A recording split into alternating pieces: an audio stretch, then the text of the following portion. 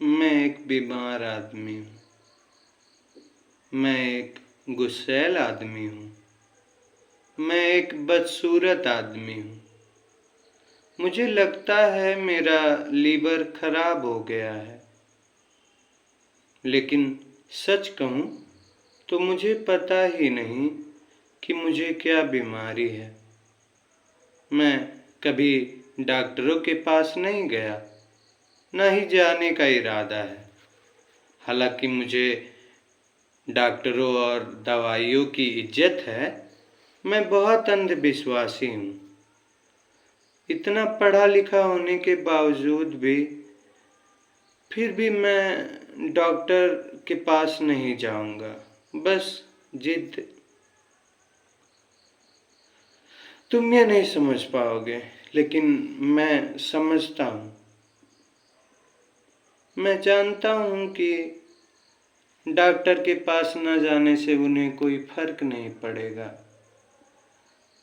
इससे बस मुझे ही नुकसान होगा, लेकिन मैं अपनी इस जिद पर अड़ा हुआ हूँ। मेरा लीवर खराब है तो खराब होने दो। ऐसा मैं 20 साल से करता आ रहा हूँ। अब मेरी उम्र 40 है। पहले सरकारी नौकरी करता था, अब नहीं। मैं बहुत तंग दिल अफसर था। लोगों से बदतमीजी से पेश आता, उसमें मजा आता मुझे। मैंने कभी रिश्वत नहीं ली, तो शायद बदले में इतना हक समझा कि दूसरों को तंग कर सकूं। जब लोग अपने काम के लिए मेरी मेज तक आते तो मैं दांत भींच कर उन्हें देखता, और अगर किसी को दुखी कर पाता तो मुझे बड़ा सुख मिलता, और मैं ऐसा कर भी पाता।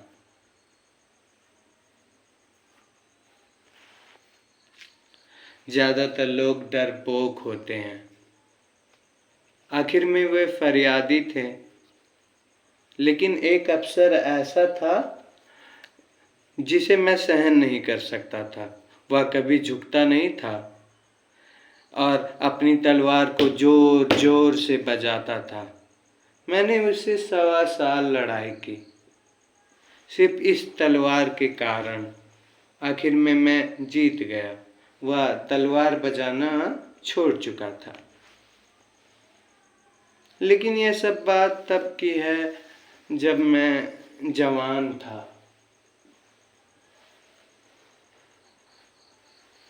पर जानते हो मेरी जीत का असली कारण क्या था?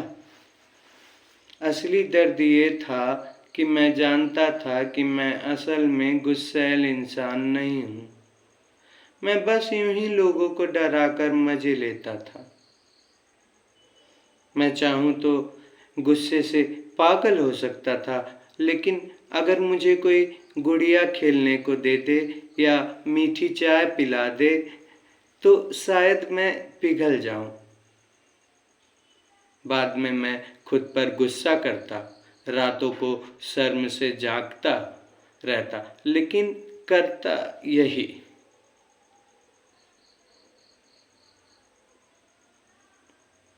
मैंने जब कहा कि मैं तंग दिल अफसर था तो वो भी झूठ था। मैं बस मजे ले रहा था।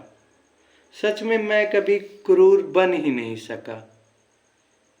मेरे अंदर इसके उलट कई भाव थे जो हमेशा से बाहर निकलने को तड़पते थे, लेकिन मैं उन्हें रोज रोकता रहा। वे मुझे सताते रहे, शर्मिंदा करते रहे, बीमार कर दिया। अब तुम सोच रहे होगे कि मैं माफी मांग रहा हूं, लेकिन नहीं, मुझे कोई परवाह नहीं कि तुम क्या सोचते हो। मैं तो कुछ बन ही नहीं पाया। ना अच्छा, ना बुरा, ना ईमानदार, ना बेईमान, ना हीरो, ना कीड़ा। अब मैं अपने एकांत में बैठा हुआ हूँ, खुद को यही समझाकर कि जो बुद्धिमान होता है वह कुछ नहीं बन सकता। कुछ बनना मूर्खों का काम है। हाँ, 19वीं सदी का आदमी बिना किसी ठोस पहचान का ही होना चाहिए। जो आदमी कुछ बनता है वह सीमित होता है। यह मेरा 40 साल का अनुभव है। 40 साल बहुत होते हैं। असल में यह बुढ़ापा है। 40 से ज्यादा जीना बुरी आदत है, अनैतिक है। कौन जीता है 40 के बाद, बताओ? मैं बताता हूँ, मूर्ख और निकम्मे लोग। मैं उस हर बूढ़े आदमी के मुंह पर ये कह सकता हूँ, उन सभी सफेद बालों वाले आदरणीय लोगों को भी पूरी दुनिया के मुंह पर ये कहना चाहूँगा, क्योंकि मैं खुद 60 तक जीऊँगा। 60 70 70 80 80 80 80 नहीं 90 90। रुको रुको, जरा सांस ले दो। तुम सोच रहे होगे देवी और सज्जनों कि मैं तुम्हें हंसाने आया हूँ, लेकिन तुम गलत हो। मैं वैसा मजाकी आदमी नहीं जैसा तुम समझते हो।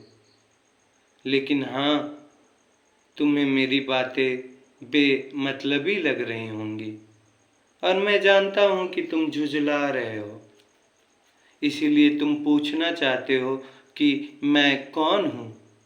तो सुनो, मैं एक कॉलेजिएट स्केटर सिस्टर हूँ। मैं नौकरी इसीलिए कर रहा था कि मुझे रोटी मिलती रही, बस इसी वजह से। लेकिन पिछले साल जब मेरे एक दूर के रिश्तेदार ने मरते वक्त मुझे 6,000 रूबल दे दिए, तो मैंने नौकरी छोड़ दी और अपने कोने में आकर बस गया। पहले भी मैं इसी कोने में रहता था, पर अब तो जैसे वहीं चिपक गया हूँ।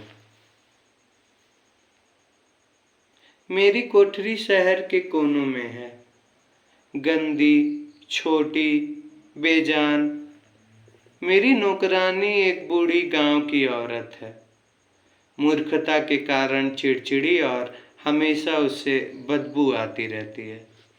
लोग कहते हैं कि पीटर्सबर्ग का मौसम मेरे लिए सही नहीं है,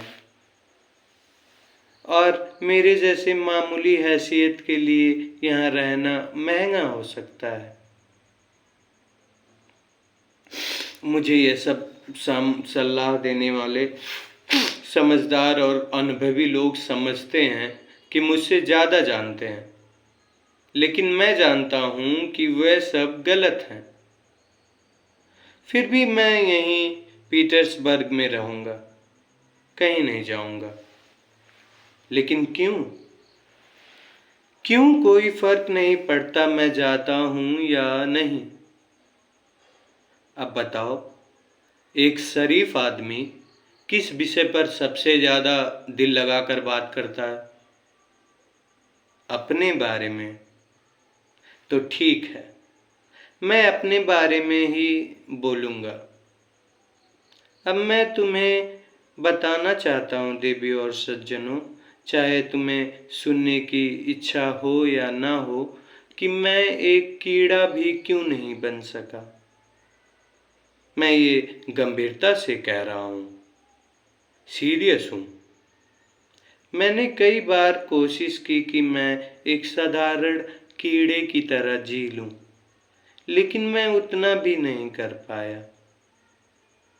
मैं कसम खाता हूँ सज्जनों कि ज़्यादा सोचना एक बीमारी है, एक असली गहरी बीमारी। आदमी की रोज़मर्रा की जिंदगी के लिए बस साधारण या होशियारी काफ़ी है। उतनी ही समझदारी काफ़ी है जितनी एक आम आदमी को मिलती है। आधी या शायद चौथाई जितने हमारे इस अभागी 19वीं सदी के पढ़े लिखे आदमी को मिलती है, खासकर अगर वो पीटर्सबर्ग जैसे शहर में रहने की बदकिस्मती लेकर पैदा हुआ है। दुनिया का सबसे बनावटी, सबसे सोच समझकर बनाया गया शहर। कुछ शहर प्राकृतिक होते हैं और कुछ जबरदस्ती बनाए जाते हैं। अगर मेरे पास बस उतनी ही समझदारी होती जितनी सीधी सादी सोच रखने वाले लोगों की या उन लोगों के पास होती जो सिर्फ कर्म पर विश्वास रखते हैं, तो मेरा जीवन आसान होता। लेकिन मैं जानता हूँ तुम सोच रहे हो कि मैं ये सब सिर्फ दिखावे के लिए बोल रहा हूँ, मजाक उड़वाने के लिए, खुद को दूसरे से अलग दिखवाने के लिए। तुम सोच रहे हो कि मैं भी उसी तरह अपनी बेतुकी अकड़ दिखा रहा हूँ जैसे वो तलवार बजाने वाला सरकारी अफसर खनखनाता था। लेकिन बताओ सज्जनों कि कौन है जो अपनी बीमारी पर गर्व करता है? कौन अपनी कमजोरी को बढ़ा चढ़ाकर दिखाने में मजा लेता है? हालांकि आखिर में सब लोग ऐसा ही करते हैं। लोग अपनी बीमारियों पर गर्व करते हैं और शायद मैं सबसे ज़्यादा करता हूँ। इस पर बहस करने का कोई फ़ायदा नहीं। मेरा तर्क बेतुका था, लेकिन फिर भी मैं पूरी तरह मानता हूँ कि ज़्यादा सोचने की आदत, हर तरह की जागरूकता एक बीमारी है। मैं इसी पर अड़ा हूँ। चलो इसे भी अभी छोड़ देते हैं।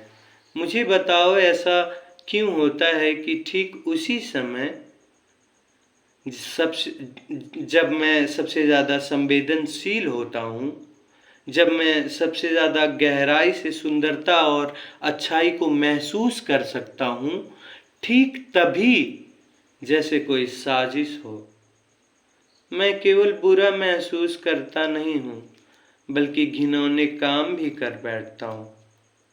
वो काम जो शायद हर कोई करता होगा, लेकिन मुझे हमेशा उसी वक्त करने पड़ते हैं जब मैं पूरी तरह जानता होता हूँ कि वह यह नहीं करने चाहिए।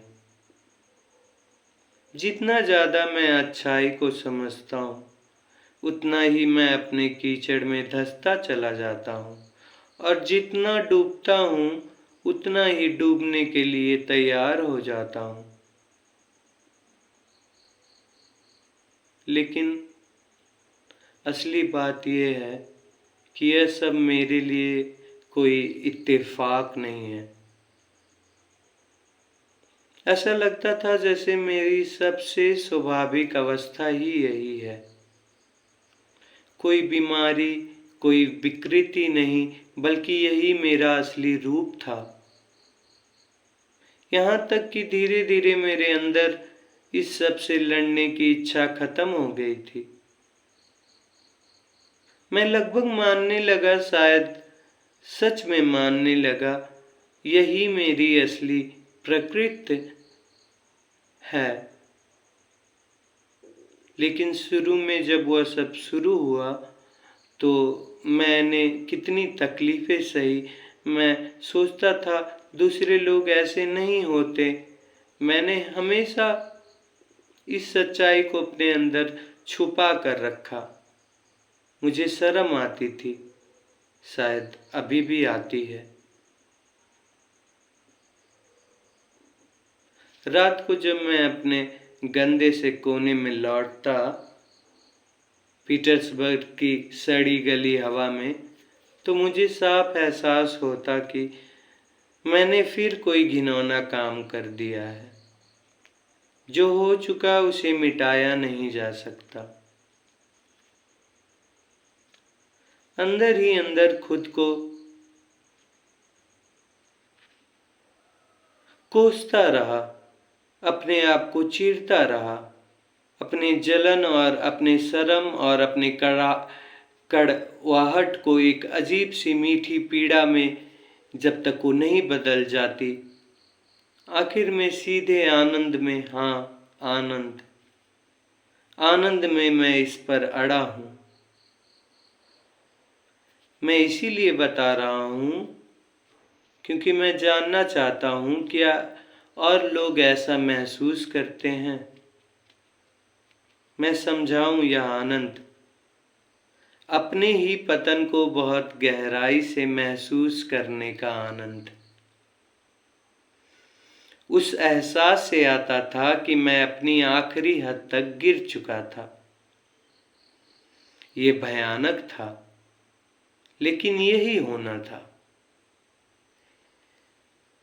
कोई रास्ता नहीं था कि मैं कभी बदल नहीं सकता था, और अगर कोई समय और विश्वास बचा भी होता जिसे मैं बदल सकता, तो शायद बदलना ही नहीं चाहता, और अगर चाहता भी तो कुछ करता ही नहीं, क्योंकि शायद सच ये था कि बदलने के लिए मेरे पास कुछ था ही नहीं।